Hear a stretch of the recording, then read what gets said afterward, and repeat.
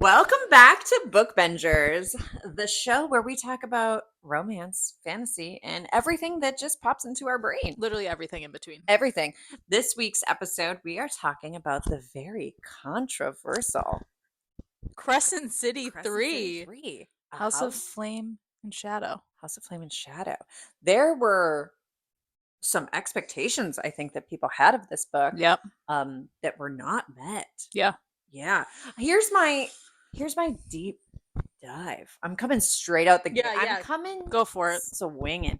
I think the people that are disappointed, and they will deny it to the end of time, but I'm just Are you going to coming make out. an enemy right now? I'm going to make very first episode enemies galore. Okay. I think this is what happened. I think people read ACOTAR and loved it. I think Loved. people read Throne of Glass and loved it. And then they didn't read Crescent City. And everyone that was like massive Sarah J Maas fans were like, no, girl, you got to read Crescent City because something big is coming in Crescent City 3. And I can't tell you, but just trust me, read Crescent City. And so they read 1 and they were like, and they read 2 and they were like, and then they got to the end and they were like, okay. Oh. And then it was very much, they thought it was going to be the Avengers.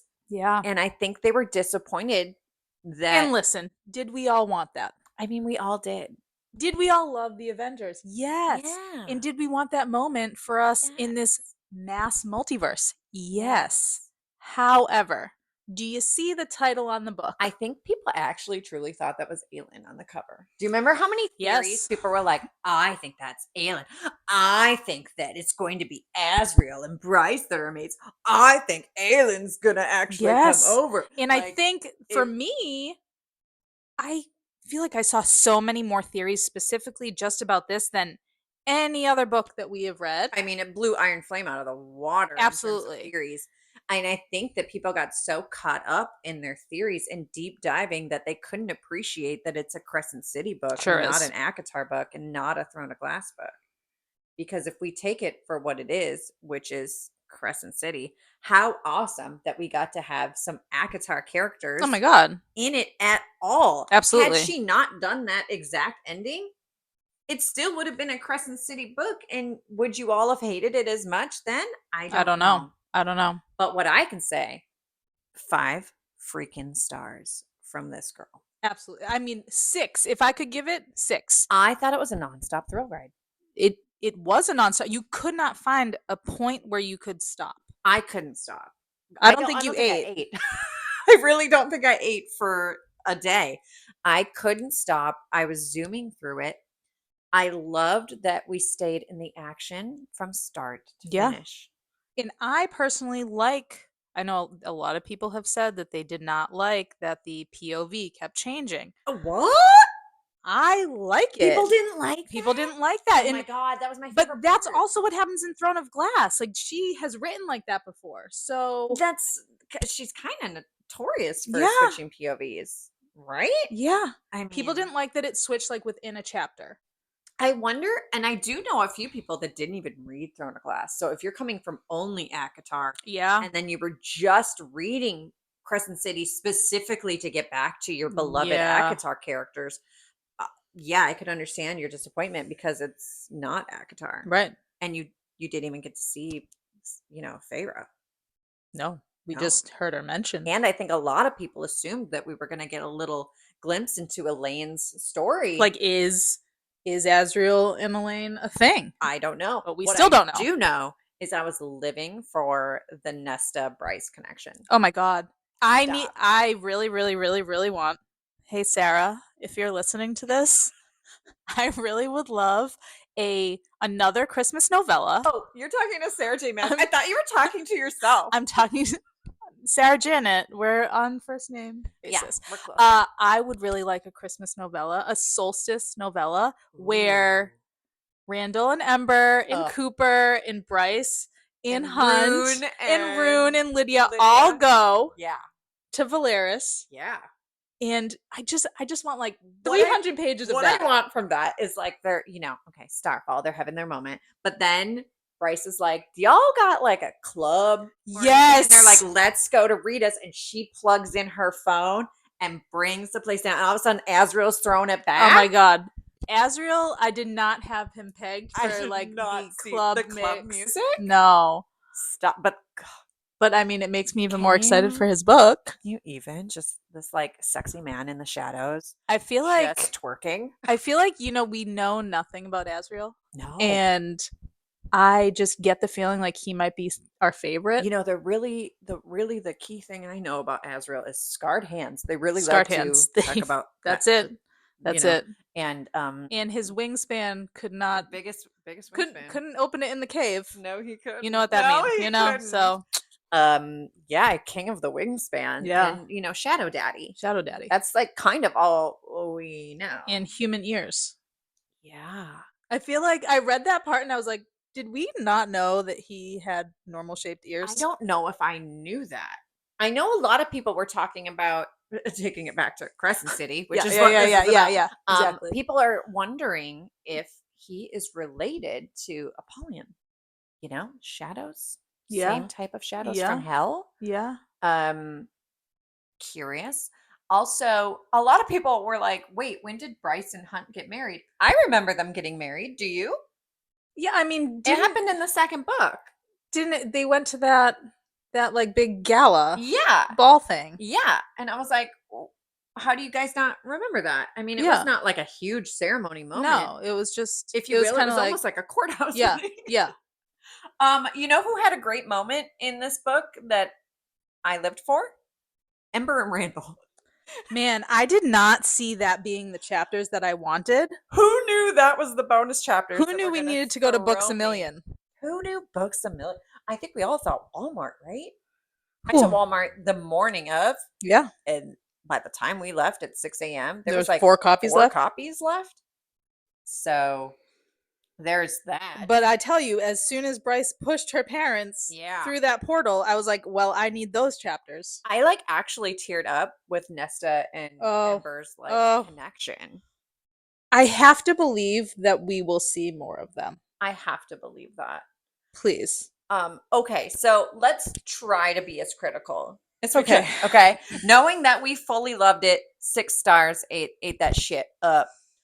If you could change anything, or if there was something that bothered you, what was it? If you were getting nitpicky, what would be the thing that bothered you? Were there points that I was really annoyed with Ethan that he couldn't just be like, I'm the prime, I'm the alpha? It was very obvious that you were the prime, and I was like, what are you doing, bro? I just want to make my brother proud. Yeah, we get it.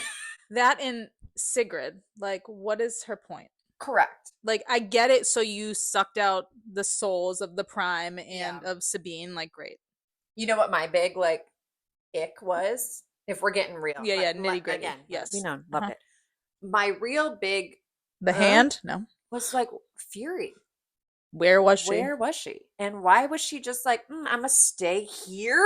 I mean, that goes against her entire character to not get in the fight. I really thought that people made a very good connection between Lord Thanatos in ACOTAR to Thanatos in Crescent City, because she said she doesn't repeat names. And Lord Thanatos' daughter has been mentioned, and I really thought that was a good one. But Fury and Bakshin. Yeah. What was he doing? What was he doing? Besides biting off a hand. Which, that whole scene. Holy moly. Yo, Rune really, to me, is the Dorian of the storyline. Just the heartbreak of what more Rune. Does this dude have to go? I know. I mean, abused his whole life by his dad. Has his hand bitten off. It just... I mean, but... The woman he loves is the biggest villain in his mind. I know. She gave me life in this book, though. But let's talk Lydia. The way that I screamed when I read the word Brannon. Get out of here. Get out. I lost my mind. And I hadn't even been thinking of that yet. No. Did I think it's weird, all this flame, oh man, stag, this sure seems like there might be a connection. But did I not see Brannon, mother of Ugh. I literally, because, my husband Corey, he also tries to read what I read, but he reads way slower. The way I screamed and him being like, what are you at? What chapter are you at? Because I got in pretty massive trouble Yeah, during Iron you Flame. sure did. You sure did. It went viral. It was a cat moment. If you've seen the video, yeah, of me, we should probably reading, link it. I know, of me reading and going like, oh, I hate her, and him losing his shit on me. Sure did. Because now he knows that there's a girl that he's gonna hate later in the book. So I was very careful to go trying in another to room. temper your. I know, listen, when I read, I speak out loud. Yeah, that's just how it is. So I went specifically into another room to read this, and I screamed at the Brandon part. I was so it was so excited. good. This book was full of cheering moments. Yes. For me, where other books were, Kingdom of Ash is just me crying through the whole thing. Oh yeah. So this was for me, just wings and ruin on crack. Oh. Am I right? No, you are right. Yes. It was nonstop. It was nonstop, and I was just, you know what I am sad about? Okay, what? I'll get critical. Yeah, get critical. I thought we were going to see Cormac. I did too. I really thought we didn't see a body. I know. So surely, and when we were going, his shadow saved him or something. I was like, we're gonna find out something. We sure did. And I feel like his death didn't really get the sad moment it kind of deserved. Because I think I kept him alive the whole time. I also thought Cooper was going to become important. I thought we were going to find out maybe if he took the drop. Instead, Sophie's body actually meant nothing. No. And there's a couple things. The internet does not like Tharian. Where did the dragon go? She's just gone. Ari, where are you? She just left. She gone. I really thought Dragonfire kills these Asteri, so this is going to be it's going to be important. No. She was like, see you. Deuces. You two fight. Bye. I also thought, oh, maybe Ethan's going to have to fight Tharian.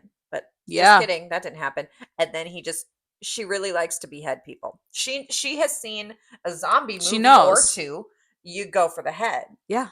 Don't make that. They're not don't going make to the Thor mistake. No. Oh, when she said, I am your judge, jury, and your motherfucking executioner. Lost my mind. I was Bryce is the best too. Yeah. My God. Yeah. She's the best. A lot of people thought she was, I believe the word they're using is insufferable. Yeah.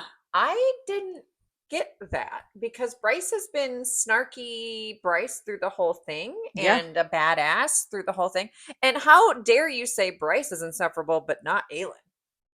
How can Come on. How can you? Let's be real. So many similarities, truly. So many. And let's be real. All of the female leads in these books at one point or another are insufferable. Favorite in her painting?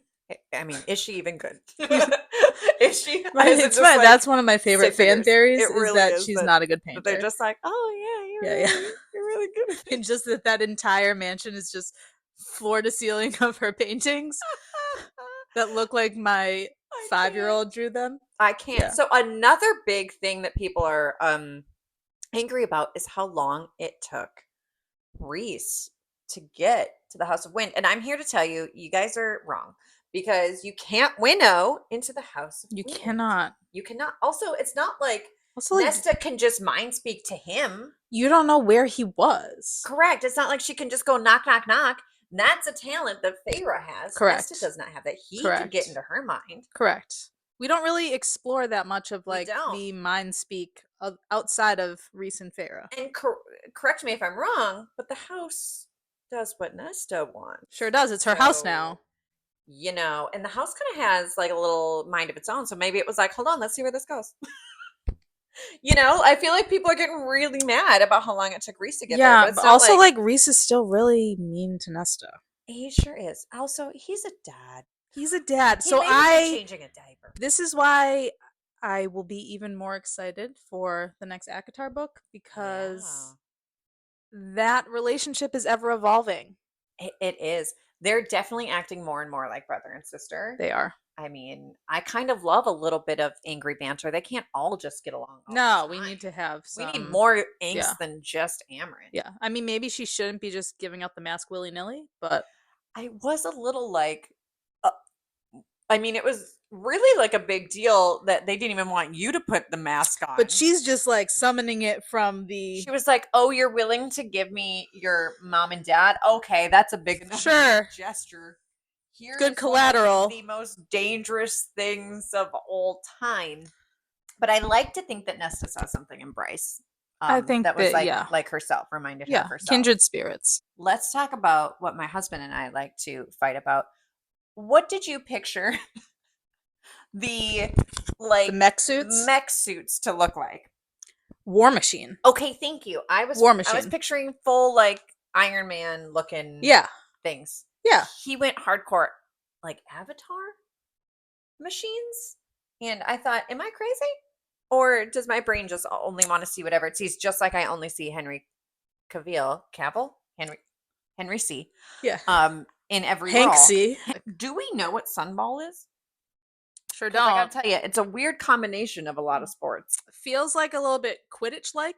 It feels like basketball-like. It feels like, but then they were talking about goals. Yeah. So I was like, for a long time I thought it was baseball. And then I was like, is it lacrosse? Like, what is this? Yeah, I would like. I feel like she really nearly was like, I'm not trying to get into the Quidditch rules of life. Let me just throw in sunball. A bunch of, yards. All I know is Hunt looks good in a sunball hat turned backwards. Hunt. Can we talk about Hunt? We can talk about Hunt. Dude, he's high on my list for book boyfriends. Yeah. But Hunt or Rune?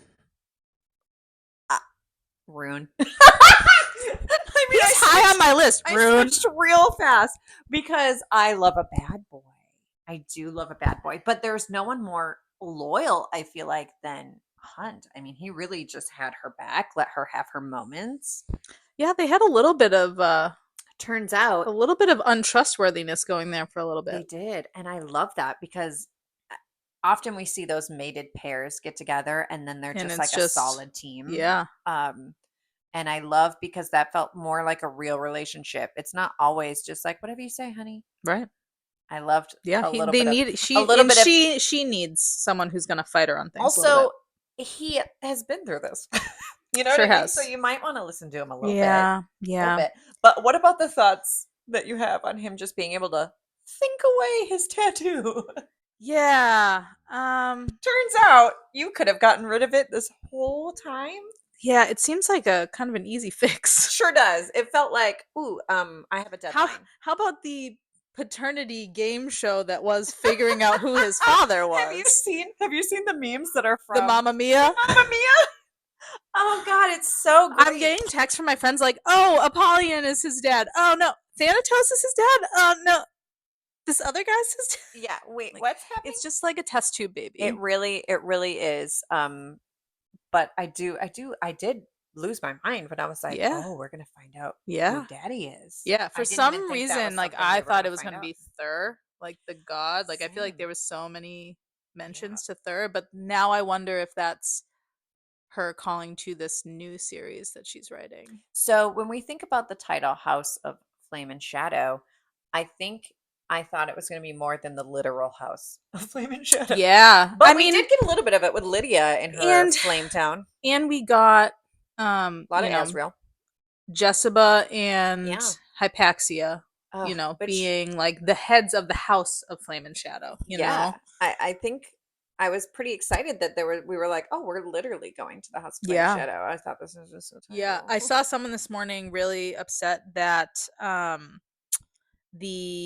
what's his name? The Underking? Yeah. That it took like 4 seconds for him to die when it came down to it. Like it was just real. Like. Okay, it's sounding like we didn't like this book, but we did. We did. But you circle back to 15 minutes ago when you said, let's talk about criticism. I know, but like you kind of have to, right? Yeah. But when I think of my 5-star reads, it has really not much to do with how good the book was. It is how it made me feel. Yeah. I rate on vibes. And for me, because I forget everything I read the second I read it, it's what books have I not forgotten? What books are staying with me for days after? I think it's something that I would reread again. Oh, hell yeah. A 5-star book I will reread again. Absolutely. And Crescent City, I mean, I've read that 3 times now. Not the most And recent it one. hits every time. It sure does. As does most of Sarah J's. Yeah, I mean, ACOTAR reread when I have to reread ACOTAR, it's like, oh, what a pain, but it feels like home. Okay, Like, so if you were to rank your top 5 Sarah J Maas books, what order would they go in? And does Crescent City make the top 5 at all for you? yeah. Yeah. Which one? I mean, what's number 1 I for think you? number 1 is Mist and Fury. I don't think that anything's going to touch that. Oh, I really put you on the spot. But then, here. but then on this reread, Silver Flames is really up there. Damn, right? It's really good. I know a lot of people were asking me, do you need to have read ACOTAR before you read Crescent City? Girl, yes. Specifically Silver Flame. Yes. Like, I know people that read it that had stopped at Wings and Ruin. Oh, no. No. However, I will say, I don't think you had to have read Throne of Glass to read this. It's a nice touch. It's like 2 seconds of an Easter egg, but it's I don't think it's it a would nice take away touch. from the story. No. Because Corey read it and loved it. Yeah, and I think he had enough. He was enough into Throne of Glass that he got it. Currently in Queen of Shadows, lucky bastard. Yeah, you know. Yeah. What I wouldn't give to be reading that. Oh, I know. So then I think back to my top 5. I think Kingdom of Ash. Oh, yeah. Because that one destroys me every time. Yeah. So far we are 3 for 3, the exact same list. Oh boy. The last 2 could be where we differ. I'm not sure. Flame and Shadow is going to be either 4 or 5. Yeah. But then you know what is up there for me is Wings and Ruin. Oh, it's so good. That is what I was thinking about through this whole Crescent City 3 was this is Wings and Ruin. Yeah. Like on crack. Yeah. And I loved it because I loved Wings and Ruin. I feel like it's very overrated. No, I'm sorry, underrated. It is underrated. I feel like people talk about the first one and how much they hated it. I did not hate A Court of Thorn and Roses. No. Let that be known. I did not loved it. suffer through it to get to the second one. But in retrospect, when you finish the series, is the first one your least favorite? Like, Yes. yeah. Yes. I also like the novella. I know people hate the novella. Listen, the novella doesn't do anything to further the storyline, but what a nice comfort read. Right. It's But a cozy. Didn't have to wait in real time for that to come out. Yeah. And that might have annoyed me because I read these books after they were out. Yeah. I didn't read Throne of Glass in real time or ACOTAR in real time. My list is very similar to yours. Like ACOTAR or ACOMAF. Yep. Followed by Silver Flames, followed by Kingdom of Ash, followed by Queen of Shadows. Oh, and then House of Flame and Shadow, I think, is 5 for me. Nice. No, Queen of Shadows is everything for me. Yes. Like, and the fact that Corey is reading it for the first time does it make you want to reread it? Yeah. Kingdom of Ash was probably the most roller coaster of a ride I've ever been on. Absolutely. In terms of emotions. Absolutely. But this one was probably House of Flame and Shadow was probably the most roller coaster of excitement I've ever been on in a book. Oh yeah. Like, and they still happen to fit in some steamy scenes. She did. A couple. I feel like it was definitely more of a fantasy, less of a romance for her. Way more fantasy. But I feel like she put it in where it made sense. She was like, I know you guys need something. Waited through the whole first Crescent City book to get a little spicy. In the second, I certainly can't take it away now. I got to give you some. Yeah. But what does it say that I was like, ugh, I didn't care about the spice. I want to know what's going to happen. The story, which is rare for me because I love the spice. I know. And what does it say? Yeah, that I think a true testament to the story. I agree. So, long story short, we really liked it. I wonder if I feel like we're some of the only people that liked it. I don't know. There's a fair amount of people who liked it, but I think they're scared to say it. I think that the louder voices. Oh man, I feel like hate is always louder. Yeah, you know? And people are not afraid on the social media apps. I feel like sometimes people like to hate the popular stuff. Yeah, they like to comment on your stuff and tell you that you're an idiot. I get that a lot.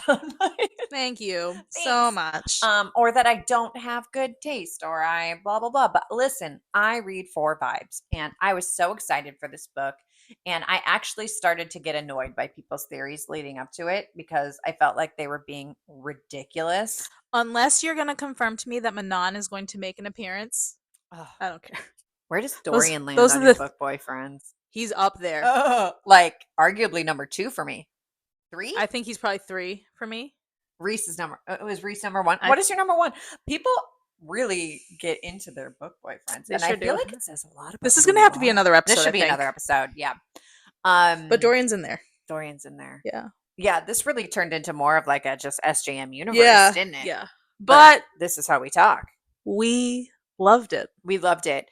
And to all of you that didn't love it, I'm sorry. I'm so sorry. Sucks. There are so many books out there that I am sure you enjoy more. Yeah, I'm sorry you didn't, but maybe be kind to the people that did. We all have different tastes. We all like different things. That's the beautiful thing about books, is there is something out there for everyone. And I think we were all very excited for this, and it lived up to my expectations and then some. Honestly. I think, honestly, one of the things that makes me so happy is to see so many people excited about a book again. It brought me back, between Iron Flame and this, it brought me back to that feeling of Harry Potter releases. Oh yeah, the midnight release, and just the hype, and so many people just loving this one thing, and I love the feeling of fandom. Yeah, I mean, Sarah J Maas has been on like the talk show circuit. She has been on like Kelly Clarkson, the Today Show. I mean, how cool to see an author on those kind of things. You don't see, great. You don't see that every day. So regardless if you like it or hated it, let's just give it up for Book Talk, making books cool again. Yes, absolutely.